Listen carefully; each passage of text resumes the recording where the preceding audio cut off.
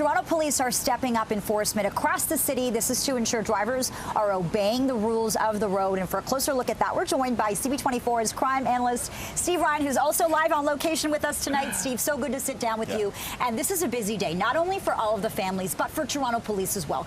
Give us a sense of what they're keeping an eye on this week.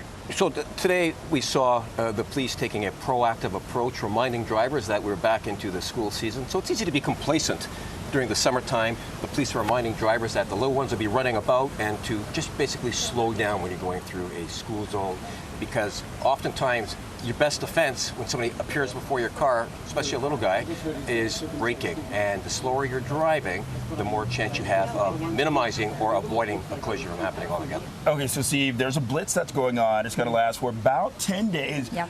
What do people need to know? And it's not just police singling people out, right?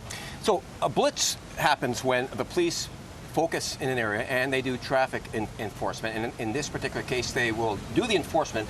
It acts as a reminder to people, and it acts as a deterrent as well. But there's nothing more precious than our kids. So we really need to be very careful, be cautious when we're entering those school zones. And there's, of course, those speed enforcement cameras in those school zones. That stirred up a lot of controversy, Steve, but they're still in place. The cameras are still in place. Now remember, with a ticket from a camera in a school zone, the driver does not lose demerit points. It's the registered owner of the vehicle. If the police stop you for a driving infraction when you're driving the vehicle, that could be a heavy fine, and it could be demerit points as well if you're convicted of provincial offenses.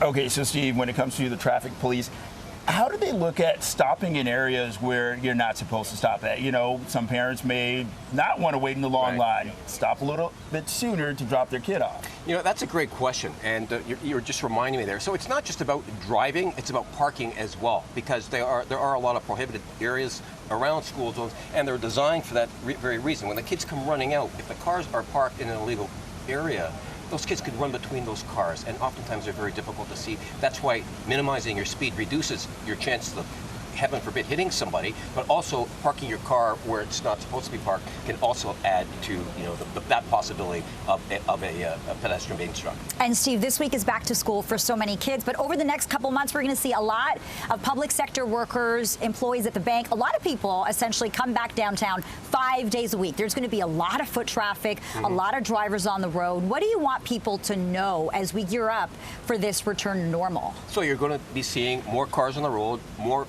foot traffic, which raises the chances of a collision from happening, whether that be with another car or with a pedestrian. So with this legislation being introduced and with people coming back to work 5 days a week, you're going to see a lot more congestion. So all of us as drivers just need to be that much more cautious. And see, we're into September 2nd. You know, the days are getting shorter. It's getting darker sooner, and it's not getting light as early. What's your advice to drivers? Slow down. And I think that was part of the message by the police today, recognizing that we are entering into the fall. It will be darker sooner, but let's not forget, our little precious ones that are running around at school, seeing mom and dad running towards them. You just need to be very careful going through those school zones. Yeah, and never ever hurts to slow down. Steve Ryan, live on location with us tonight. Steve, we're going to be chatting with you at 5:30 as well, but thanks so much for these tips. I think they're really helpful. We appreciate this. Slow down. Thanks, Steve. Okay.